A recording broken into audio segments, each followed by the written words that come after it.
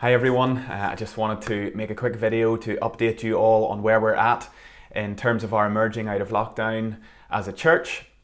First, I want to say thanks to everyone who's worked really hard to help get us meeting again. There have been so many people, both behind the scenes and up front and in different roles, who've just made that possible. I just want to say thanks. Also want to say thanks to everyone who has been just patient and gracious as we as elders and deacons work out a safe way forward for us as a church so that we can be worshipping together again regularly.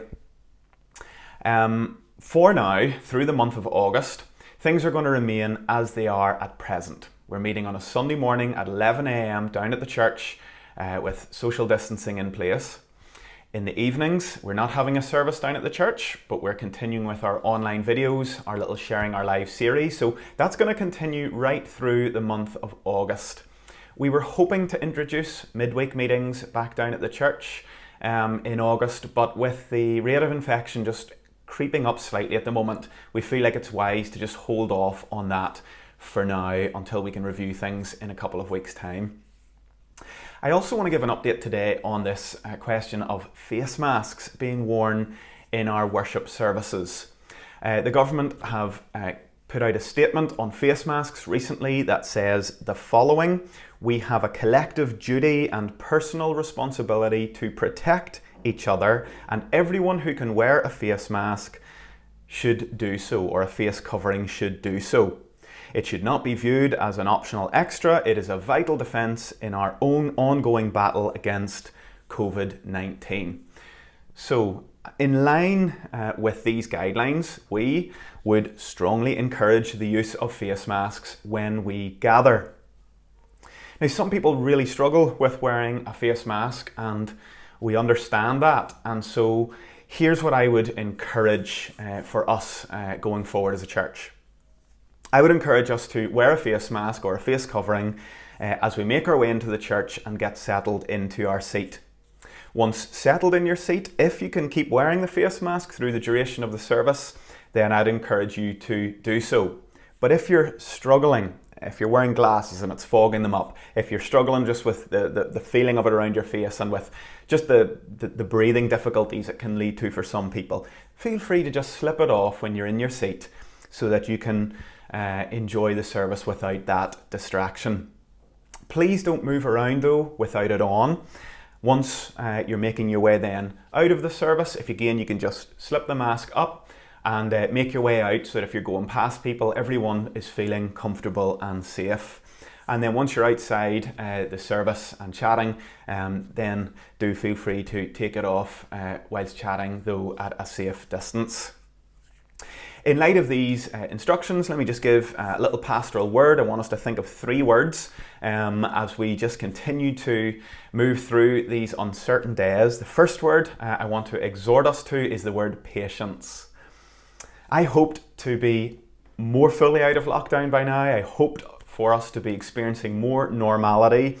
I hoped to be singing, gathering for prayer, and yet that's not yet happening. And I feel a certain level of frustration as I'm just chomping at the bit to get back into sort of normal church life. And yet I've realised, okay, well, if this is going on, the Lord is still in control. He is still working in our waiting, and we're called to be patient and to be confident that He is in control and working in our waiting. So let's just continue to be patient, though we can just sense that frustration and angst to get moving. Second word is humility. We're all in different places as we think about emerging out of lockdown. If you were to think on a sort of spectrum, on one end you've got people who are very relaxed, let's just go. People then on the other side who are very nervous and who are probably feeling like, oh, we're moving forward a bit quickly here. And then you've got people all along that spectrum in different places. We need to be humble and to realise that people think differently on this issue. And we need to make sure that the tone of a passage like Philippians 2 is just really close to the surface of our heart and mind at the moment. That passage where we're encouraged not just to consider our own interests, but to consider the interests of others.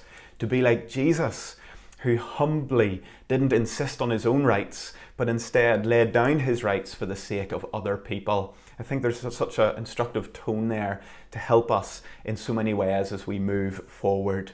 So what's your attitude at the moment? If you find yourself saying, oh, that person needs to just have more courage, or if you're a bit more nervous and you're like, oh, that person needs to have a bit more consideration, just be gracious, be humble, be careful. Let's work together to be Christ-like in our attitude at the moment and to be humble. Let's have humility. Third word then is just prayerful. There are so many challenges in working out how to balance emerging out of lockdown and being careful.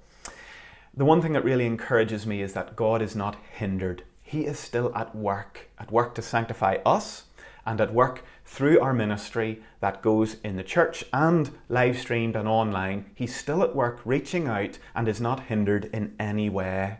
And yet we need wisdom and we need help from the Lord as we move forward together, united as a church. We'll be meeting as elders on Thursday of this week to discuss things and pray more fully.